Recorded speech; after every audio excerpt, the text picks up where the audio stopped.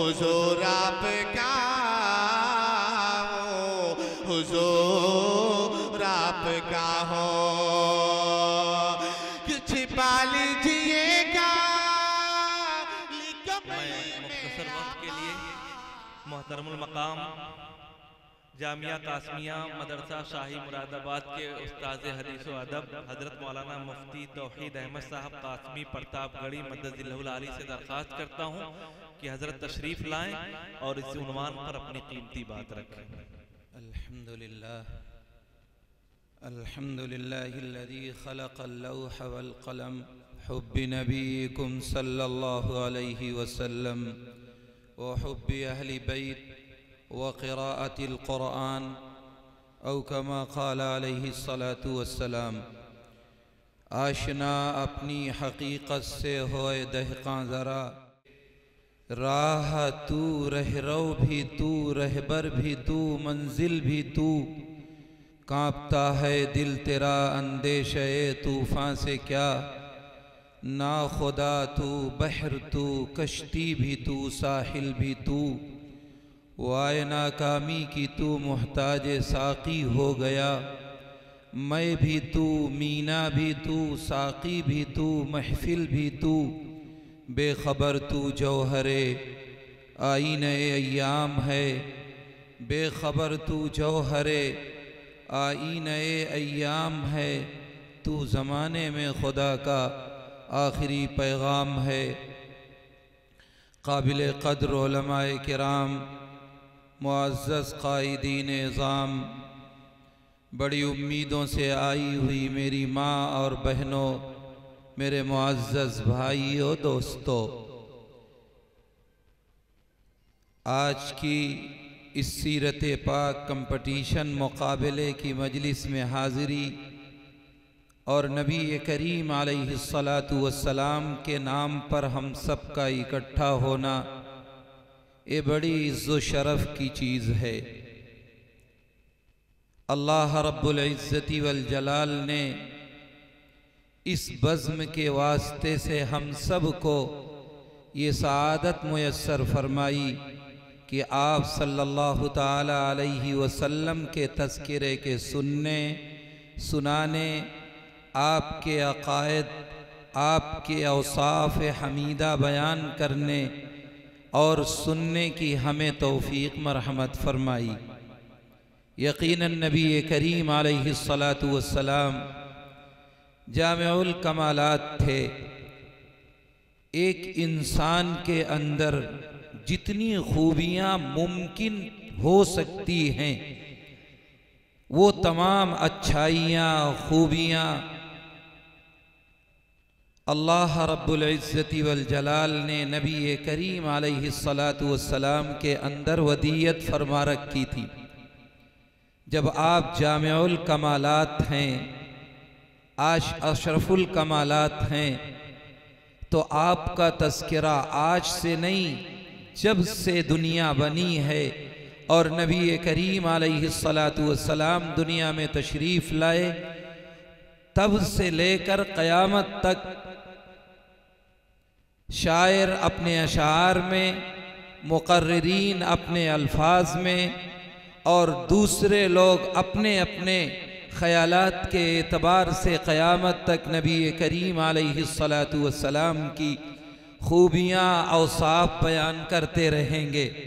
और किसी ने सच कहा है, हस्सान इब्न साबित रज़ियल्लाहु ताला अन्हु के वो अशार, व अहसन मिन कलम तरक़त्तु आइनी व अजमल मिन कलम तलिदिन निसाउ खुलिक़्त मुबर्रअम मिन कुल्लि ऐबिन कअन्नका क़द खुलिक़्त कमा तशाउ। ये तय कर दिया कि जो कमालात हो सकते हैं वो आपके अलावा किसी में नहीं। नाज़ा है जिस पे हुस्न, वो हुस्न रसूल है। ये कहकशां तो आपके कदमों की धूल है। ए रहरवान शौक़ यहाँ सर के बल चलो, तैयबा के रास्ते के तो कांटे भी फूल हैं। तो नबी करीम अलैहिस्सलातु वस्सलाम की निस्बत, आपके औसाफ बयान किए जाएं, ना मेरी इतनी मजाल मैं बयान कर सकूं, ना आपकी इतनी सकत कि आप सुन सकें। वो तो वहीं ख़त्म हो गई खूबियाँ जब हम सब के लिए तय हो गया कि हुस्न यूसुफ दमे ईसा यदे बैज़ादारी आँचे खूबा हमादारन तू तन्हादारी। तो अजीज़ान गिरामी, आज का ये मुसाबका, ये मुकाबला, ये कंपटीशन यकीनन बड़ी अच्छी चीज़ है। और मौलाना अफरोज़ ने जो ये दाग बेल मुसलमान बच्चों में डाली है, ये लायक सताइश है और यकीनन खूबियों की बात है। क्योंकि जब बच्चा किसी कंपटीशन में लगता है तो अपने आप को आगे बढ़ाने, अपने आप को अव्वल नंबर पर लाने के लिए कोशा होता है। और आज हमारे बच्चे और बच्चियों में तालीम का रुझान यकीनन है, लेकिन इसके साथ साथ क्या मेरा बच्चा मुसलमान भी है? क्या मेरे बच्चे अपने इब्तिदाई तालीम भी हासिल करते हैं? क्या मेरे बच्चों में अंदर दीनी शऊर, इस्लामी शऊर, नबी करीम अलैहिस्सलातु वस्सलाम के अखलाक और आदात, तौर तरीक़े भी पाए जाते हैं? इसकी जानिब नई नस्ल की तवज्जो नहीं होती है। मेरी बच्चियों में पर्दे का निज़ाम है कि नहीं? नबी करीम अलैहिस्सलातु वस्सलाम की लाई हुई तालीमात, आपके बताए हुए फरामीन औरतों के ताल्लुक़ और हवाले से क्या आप सल्लम की ये उम्मते मुस्लिमा की माएँ और बच्चियाँ उन फरामीन को अपनाने की कोशिश करती हैं या नहीं करती हैं? ये हमको और आप सबको मुहासबे की ज़रूरत है। यकीनन तालीम बहुत अच्छी है, इंसान को मुहज़्ज़ब बनाती है, अखलाक और किरदार से आरास्ता करती है, शऊर बरतती है, सोचने और समझने का माद्दा देती है, एक दूसरे के साथ अखलाक किरदार के साथ पेश आने का हुनर सिखाती है। लेकिन सबसे बड़ी बात यह है कि हमको इंसान को इंसान ये तालीम बनाती है। अगर इसके साथ मुहम्मदुर रसूलुल्लाह सल्लल्लाहु अलैहि वसल्लम की तालीमात को शामिल किया जाए, मेरे बच्चे और बच्चियां उससे जुड़ें। नबी करीम अलैहिस्सलातु वस्सलाम की एक रिवायत पढ़ के मैं अपनी बात खत्म करूंगा। मैंने पढ़ा, अल्लिमू औलादकुम अला सलासी खिसाल, ऐ लोगों अपनी औलाद को 3 खसलतें सिखाओ। हुब्बी नबीकुम सल्लल्लाहु अलैहि वसल्लम, पहली बात, इन बच्चे और बच्चियां जो मेरे और आपके लिए फ्यूचर हैं, मुस्तकबिल हैं, और अगर ये नस्लें दुरुस्त हो जाएं, आने वाले लोग दुरुस्त हो जाएं, मेरे अपने मोहब्बत करने वाले और नबी करीम अलैहिस्सलातु वस्सलाम से ज़बानी दावा करने वाले हकीकतन मोहम्मद की ग़ुलामी का दम भरने लगे, तो फिर ये नस्लें कामयाबी पर दलील होंगी। और जिसकी नई नस्ल कामयाब हो जाए उसका फ्यूचर और मुस्तकबिल कामयाब हुआ करता है। नबी करीम अलैहिस्सलातु वस्सलाम ने इन नस्लों को नसीहत करते हुए, वालिदैन को मुतनब्बिह करते हुए फरमाया था, हुब्बी नबीकुम सल्लल्लाहु अलैहि वसल्लम, ये मेरी औलाद, ये मेरे बच्चे, ये जो मेरा फ्यूचर और मुस्तकबिल हैं, ये मेरी जिंदगी का दारो मदार हैं, ये मेरे आने वाली जिंदगी के रुख को मुतय्यन करते हैं। इनके बारे में अल्लाह के नबी ने फरमाया, इनके दिलों में अल्लाह के नबी की मोहब्बत डालो। और उसके डालने का तरीका ये है कि माँ की गोद सबसे पहला मदरसा, सबसे पहला स्कूल, सबसे पहली तरबियत गाह हुआ करती है। बच्चा पैदा हो, शऊर की जिंदगी के आने से पहले पहले माएँ चाहें तो उसे अच्छा बना दे, माएँ चाहें तो उसे बुरा बना दे। माँ उसे गाली दे करके दूध पिलाएगी तो यकीनन बच्चा बड़ा होगा तो गाली देगा। माँ उसे वजू करके दूध पिलाएगी तो फिर वो जुनैद बगदादी बनेगा, फिर उमर के औसाफ अपनाएगा, सिद्दीक की सिद्दीकियत को अपनाएगा।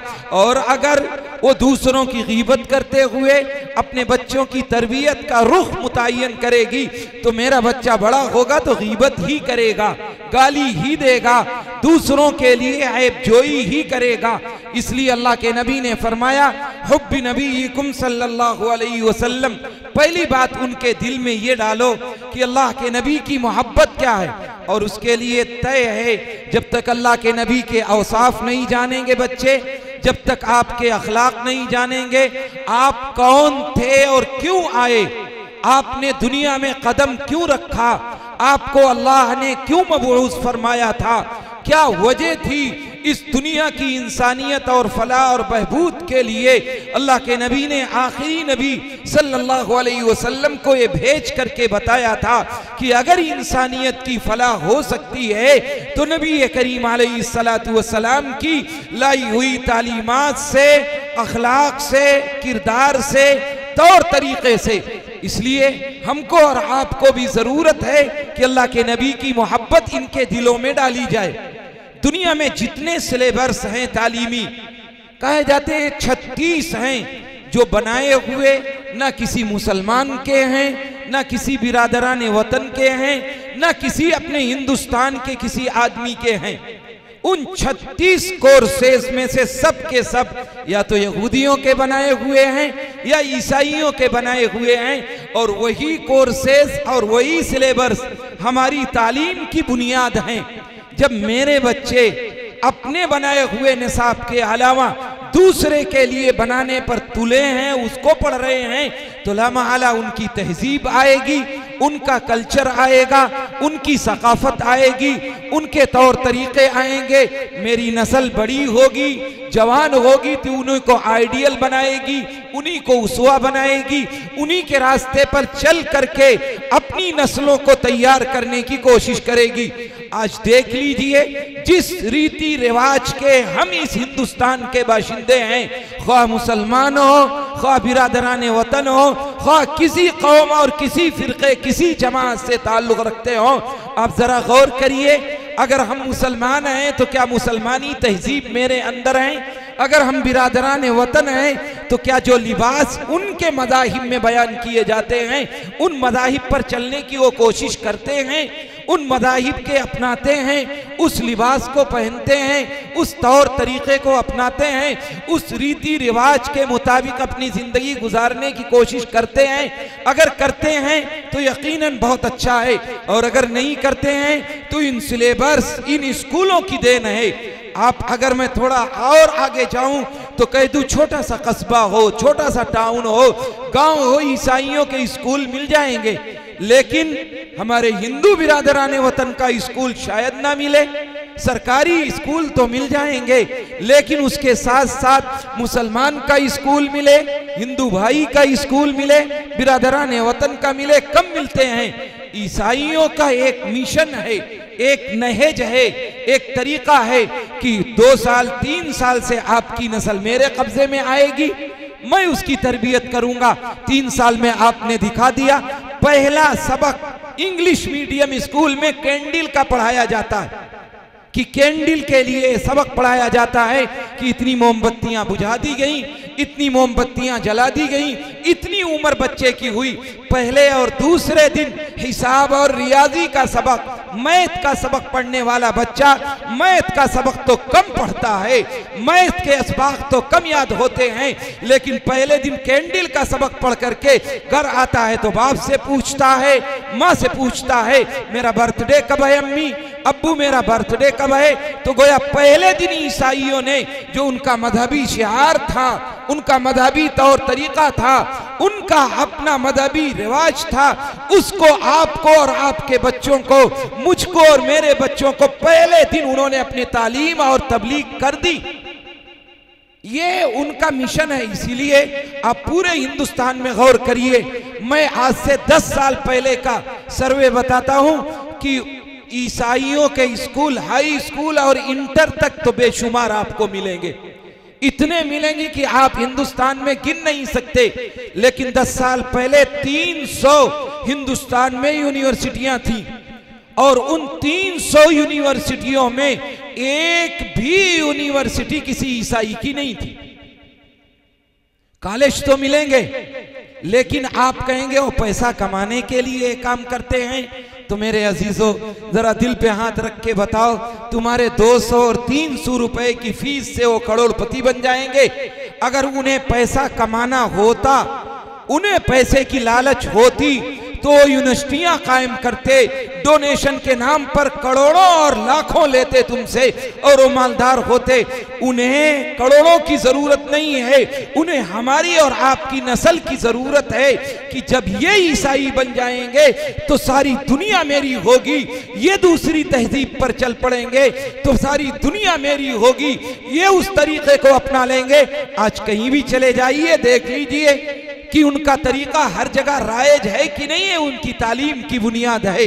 इसलिए मेरे अजीजों, अपनी नस्ल को अपनी तहजीब के मुताबिक इल्म देना ये बहुत बड़ी चीज है। अगर नहीं मुयस्सर है तो कम से कम घरेलू तरबियत बच्चों की ऐसी होनी चाहिए कि नबी करीम अलैहिस्सलातु वस्सलाम की मोहब्बत उनके दिल में आए।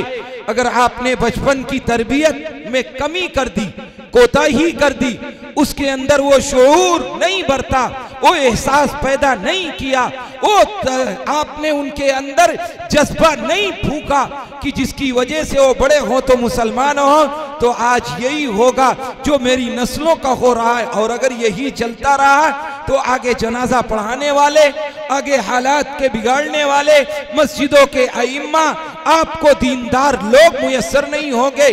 और अगर मैं इससे आगे कह दूं तो शायद बात आपको बुरी लगे कि शायद बाद में आपको और हमको जनाजा पढ़ाने वाला भी ना मिले। मदारिस में जाने वाले बच्चों का परसेंटेज 2 है, और अगर आलिम और फाजिल और मुफ्ती लोग हैं तो उससे आगे जरा बढ़ जाओ तो 1% और आधा % है। जिस कौम का 99% जिस कौम का 99% उसकी नस्ल दूसरी तालीम में जा रही है, अगर उस तालीम के अंदर तरबियत का सुधार ना पैदा किया गया और अपने बच्चों की फिक्र ना की तो 1% में और सवाल आ गया है। सरकारी स्कूलों का अगर सर्वे करो तो 10 साल पहले की बात लिखी, सन 2016 या 17 की, जो बोर्ड के मदरसे हैं उसमें पढ़ने वालों की तादाद 4 लाख थी, और 2024 का सर्वे है कि बोर्ड वाले मदरसों में पढ़ने वाले बच्चों और मदारिस में पढ़ने वालों की तादाद यूपी में सिर्फ 80,000 है। तो ये और दीगर मदारिस का हाल तो दूसरा। 1% और 1.5% जाने वाले, कम से कम 99% वालों का तो ख्याल करो। ये कदम जो उठाया है मौलाना अफरोज ने, इनकी तायीद की जरूरत है। अब मदारिस के साथ मकातिब और मकातिब के साथ स्कूलों का निज़ाम इस्लामी माहौल में, इस्लामी तौर तरीके में, ये मेरी और आपकी जिम्मेदारी है। और अगर नहीं पढ़ाएंगे, नहीं पढ़ेंगे, इन घरों में बच्चों की तरबियत आप और हम नहीं करेंगे तो अगली नस्ल हमारी और आपकी नस्लों को तबाही से कोई नहीं बचा सकता। एक हिदायतुल्लाह साहब हमारे मुल्क में गुजरे हैं, पढ़ा लिखा तबका है, जानता होगा। 1967-68 का जमाना है। उस जमाने में 1967-68 में आपके मुल्क के चीफ जस्टिस रहे, और फिर नायब सदर जमहूरिया रहे, फिर कायम मकाम सदर जमहूरिया बने। यानी हिंदुस्तान के जो मुअज़्ज़ज़ ओहदे थे उन सब पर उन्होंने अल्लाह के फजल और करम से हासिल किया और उस पर फाइज रहे। हमें उनकी हिस्ट्री नहीं बतानी है, उनका फ्यूचर, माजी, फास्ट कुछ नहीं बताना है, सिर्फ ये बताना है कि वो कन्वेंट स्कूलों में पढ़ा, उन्होंने कन्वेंट माहौल में रहे, उन्हीं से नौकरी पा गए, घरेलू तरबियत नहीं हुई, उन्हें अल्लाह के नबी की मोहब्बत नहीं डाली गई दिल में, घरेलू माहौल दीनी नहीं था, उन्हें मुसलमान नहीं बनाया गया, उन्हें तरबियत दीनी नहीं की गई। मरने लगे तो आखिरी वसीयत ये करके गए कि जब मैं मर जाऊं तो मुझे हिंदू मजहब के मुताबिक जलाना, मुसलमान मजहब के मुताबिक दफन मत करना। ये मेरी तरबियत है अपने बच्चों की। आप जैसी तरबियत करेंगे, और उसके लिए पहली शर्त अल्लाह के नबी ने बताई, हुब्बी नबीकुम सल्लल्लाहु अलैहि वसल्लम, अपनी नस्लों के दिलों में अल्लाह के नबी की मोहब्बत डालो। और ये उसी वक्त होगा जब मेरे और आपकी माएँ, मेरी बेटियां, मेरी बहनें अपने बच्चों के लिए होशदार होंगी और अपने एहसास को जगाएंगी। वो बच्चा छोटा सा है, उन्होंने मोबाइल देखा, उन्होंने सीरियल देखा, उन्होंने फौज फिल्में देखी, उन्होंने गलत रवैये अपनाए, तो जब वो बच्चा आपके बगल में गूंगा बहरा अभी कुछ नहीं जानता, सिर्फ माँ बाप को पढ़ रहा है, वो फौज फिल्में देखेगा, वो आवारा फिल्में देखेगा, वो गलत तस्वीरें देखेगा, वो मासूम अफसाने सुनेगा और वो सीरियल देखेगा, तो माएँ देखेंगी तो बच्चा भी देखेगा, तो बड़ा होगा तो उसी के दिल में उसकी मोहब्बत आएगी, उन्हीं लोगों के तौर तरीके अपनाएगा। इसलिए जरूरत है कि हम अल्लाह के नबी की मोहब्बत डालें। मेरे यहाँ मुरादाबाद में एक स्कूल खुला, टाइम हो गया, 2 मिनट में खत्म करता हूँ, दारे अरकम पब्लिक स्कूल, और बड़ा अच्छा स्कूल चल रहा है। उसके जब उस शुरू हुआ 4-5 साल पहले, तो वो दीनी माहौल में इंग्लिश मीडियम बहुत अच्छा स्कूल है। कहते हैं जब उसके टीचरों का इंतखाब था तो एक आलिम साहब टुमकुर के रहने वाले हैं, बड़े आलिम हैं और बहुत अच्छा स्कूल चला रहे हैं इस माहौल में, वो इंटरव्यू लेने आए टीचर के इंतखाब के लिए और सिलेक्ट करने के लिए टीचरों को। वो फारिग हुए वहां से तो मेरे पास आए मिलने, तो मैंने कहा हजरत क्या रहा? तो कहने लगे आज तो अजीब माहौल देखा, मुरादाबाद मैं आज तक समझता था कि इतना दीनदार है, जितने नमाजी मस्जिदों में नजर आते हैं कहीं नहीं आते, नौजवान जितना नमाजी वहां मिलेगा शायद आपको कहीं मिले। कहने लगे हमने आज 16 बच्चियों का जो ग्रेजुएशन कर चुकी थी, दीनदार घरानों की थी, और उनके लिए शर्त थी कि उनके वालिदैन दीनदार हो, नेक हो, ऐसी बच्चियां इंटरव्यू के लिए उस स्कूल में पढ़ाने के लिए आए। कहने लगे अच्छा। मैंने कहा हुआ क्या? कहने लगे 16 बच्चियों का हमने इंटरव्यू लिया, न मैंने उनके कागजात देखे, न मैं उन्हें बायोडाटा देखा, न मैंने उनका कोई और कागज चेक किया, न उनकी मार्कशीट देखी, मैंने सिर्फ 16 की 16 बच्चियों को जो बुर्के में आई हुई थी और सब की सब पर्दे से थी, एक सवाल किया सिर्फ। मैंने पूछा क्या किया आपने? तो कहने लगे मैंने उन तमाम बच्चियों से ये पूछा कि नबी करीम अलैहिस्सलातु वस्सलाम के वालिद का नाम अब्दुल्ला था या अब्दुल मुत्तलिब था। सिर्फ एक सवाल किया, इसके अलावा मैंने कोई सवाल नहीं किया। जितनी बच्चियां आई हुई थी और उन तमाम बच्चियों में से मौलाना कहते हैं कि मैंने 16 की 16 बच्चियों को यही सवाल किया। 14 बच्चियां दीनदार घरानों की, ग्रेजुएशन किए हुए, बुर्के में आई हुई और दीनदाराना माहौल में जी रही हैं। उनमें से 14 लड़कियों को यह पता नहीं था कि अल्लाह के नबी के वालिद का नाम अब्दुल्ला है, अब्दुल मुत्तलिब है। ये मेरा स्टेटस है, ये मेरा तालीमी मेयार है, ये मेरा दीन से ताल्लुक है। आज मेरे घरों में भी मेरी जवान बच्चियां बहनें मौजूद हैं, क्या उनसे माँ बाप ने, वालिदैन ने, ग्रेजुएशन किसी उनके गार्जियन ने कभी ये पूछा कि बेटी तेरे लिए कोई किताब दीन की पढ़ी जाती है घर में? नहीं। सीरत का कोई कलमा पढ़ा जाता है कि नहीं? अल्लाह के नबी का तौर तरीका बताया जाता है या नहीं? ये बताया जाता अल्लाह के नबी कौन थे, उनके वालिद कौन थे, उनके चचा कौन थे, खुलफाए राशिदीन कौन थे, अज़वाज मुतहरात कौन थी, आपकी बच्चियां क्या थी, क्या क्या नाम थे, आपकी नरीना औलाद कितनी थी, आपके हालात कितने थे, आपने कितने गज़वात किए, आपने अखलाक की क्या तालीम दी, आपने दूसरों के साथ मोहब्बत का क्या पैगाम बांटा, आपने दूसरों के साथ इल्म और हुनर की कितनी बातें की। वो इक़रा का सदा लेकर के बुलंद करने वाला नबी करीम अलैहिस्सलातु वस्सलाम, वो अल्लाह की तरफ से वअल्लमा आदम अल अस्मा का पहला दुनिया में आने वाला पैगंबर तालीम की अहमियत बता करके गया था। क्या उस तालीम और अखलाक पर मेरी अपनी नस्ल, मैं मुसलमानों को खिताब करके कहता हूँ, क्या मेरी नस्लें उस थोड़ा सा भी उस फार्मूले पर अमल पैरा हैं?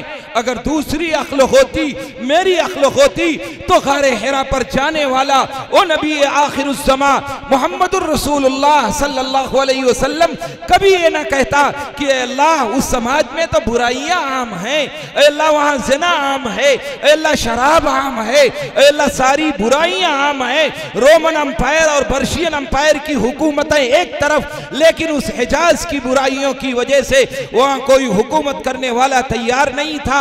उस जमाने में बुराइयों की अहमियत आसमान से आती, ज़िना की हुर्मत नाजिल होती, शराब की बुराई बढ़ी जाती और नाजिल होती, कुछ भी नहीं। अल्लाह कुरान नाजिल करते हुए पहला पैगाम ये सुनाता है, इक़रा बिस्मि रब्बिकल्लज़ी खलक़ खलक़ल इंसान मिन अलक़ इक़रा व रब्बुकल अकरम अल्लज़ी अल्लम बिल क़लम अल्लमल इंसान मा लम यअलम।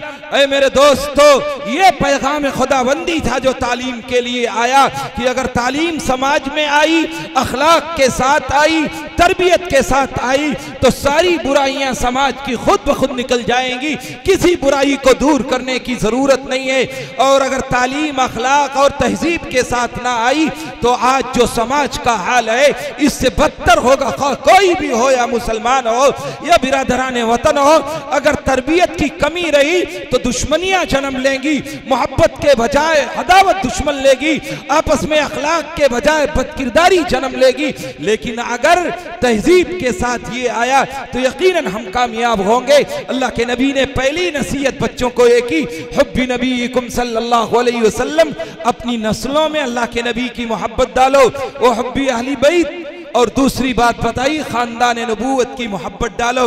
माँ बहनों को खिताब करके कहता हूँ, तुम पढ़ो अल्लाह के नबी की सीरत, उनकी सीरत पढ़ के तुम्हें पता चलेगा हजरत फातिमा कौन थी और उनके पर्दे का अंदाज क्या था, उनके अखलाक क्या थे, तौर तरीके क्या थे। वक्त नहीं, वरना मैं बताता आपको कि किस तरीके से उन्होंने पाकीज़ा जिंदगी गुजारी और किस तरीके से शऊर बरता और अल्लाह के नबी के उस पासो लिहाज का कितना भरम रखा।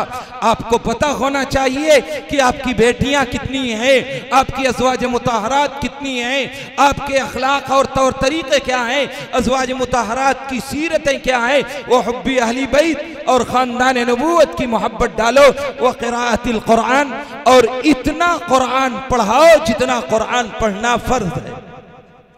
मैं नहीं कहता आलिम बनाओ, मुफ्ती बनाओ, कारी नहीं, कुछ मत बनाओ, लेकिन इतना तो कुरान पढ़ाओ कि कम से कम नमाज फर्ज है उनका फर्ज अदा हो जाए, ज़कात फर्ज है फर्ज की अदायगी मालूम हो जाए, हज फर्ज है उनको फर्ज की मालूमात हो जाए, उन्हें रोज़ा फर्ज है उनकी अदायगी का तरीका मालूम हो जाए।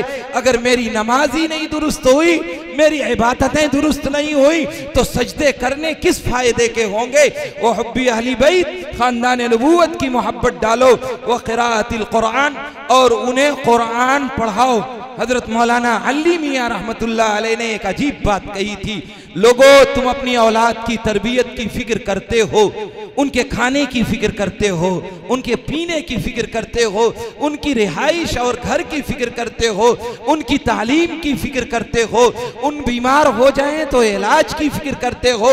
ये सारी फिक्रें एक तरफ, अगर उन्हें तुमने मुसलमान बनाने की फिक्र नहीं की, अल्लाह की वहदानियत को बताने की फिक्र नहीं की, नबी के गुलाम बनाने की फिक्र नहीं की, उन्हें अल्लाह के रास्ते से जोड़ने की फिक्र नहीं की, नबी पाक अलैहिस्सलातु वस्सलाम के नबी आखिरुज़्ज़मा होने का अकीदा पैदा नहीं किया, अल्लाह की वहदानियत नहीं पैदा की, अगर तुमने ये नहीं किया तो तुमने सब कुछ किया हो, तुमने कुछ नहीं किया। इसलिए तीन बातें अल्लाह के नबी ने फरमाई। 2 मिनट ज्यादा हो गए, काबिल मुबैन तीन बातों को हर वालिदैन और गार्जियन अपने बच्चों के दिलों में पैदा करे कि अल्लाह के नबी की मोहब्बत डाले बचपन में, और उसके साथ साथ अल्लाह के नबी के खानदान की मोहब्बत डाले, और कुरान को पढ़ने की कोशिश करे इतनी कि कभी जरूरत पड़े तो आपको नमाज पढ़ाने की नमाज पढ़ा लो, कभी जरूरत पड़े खुद पढ़ने की खुद पढ़ लो। डॉक्टर सनाउल्लाह मेरे दोस्त हैं, हमारे यहाँ तीर्थ एंकर महावीर यूनिवर्सिटी है, उसमें MD भी हैं, MS भी हैं, सर्जन भी हैं और दवाओं के भी माहिर हैं। एक दिन मैं उनके डॉक्टरों का प्रोग्राम था गया तो देखा वो नमाज पढ़ा, इतना शानदार कुरान पढ़ रहा है वो आदमी कि सुन के आश आश करे कि कारी क्या पढ़ेगा। मैंने बाद में पूछा, डॉक्टर साहब इतना अच्छा कुरान कहाँ सीखा आपने? तो कहने लगे, वो साउथ के रहने वाले हैं, अब तो चले गए यहाँ से। कहने लगे कि मुफ्ती साहब मेरा हाल ये है कि जब मेरे वालिद ने मुझे इंग्लिश मीडियम स्कूल में दाखिल कराया तो मेरा हाथ पकड़ के इमाम साहब के पास ले गए मस्जिद में। वो मुफ्ती साहब थे, कहने लगे हजरत मैंने दूसरों के हवाले इसे कर दिया है, मैंने मेडिकल में डालने का इरादा है और इंग्लिश मीडियम में एडमिशन हो चुका है, आप हजरत इसे मुसलमान बना दीजिए। कहते हैं वो मुफ्ती साहब ने मुझे कुरान पढ़ाया, दीन की जरूरी बात बताई और सिखाया, तजवीद की रियायत के साथ कुरान पढ़ाया और तब से आज तक न मैंने दाढ़ी पे हाथ लगाया। 20 मुल्क का मैंने दौरा कर लिया, इसी शेरवानी, इसी कुर्ते पैजामे, इसी दाढ़ी के साथ। जो प्रोटोकॉल, जो इज्जत, जो एजाज मेरे साथ होता है मेडिकल की लाइन में, मैंने अपने दोस्त डॉक्टरों को देखा किसी के साथ नहीं होता। जब आप जो हैं वो रहेंगे तो आप बहुत बड़े हैं। और अगर आपने अपनी ये दौड़ खत्म कर दी, एक छोटा सा किस्सा बता के दुनियावी एतबार से बात खत्म करता हूं।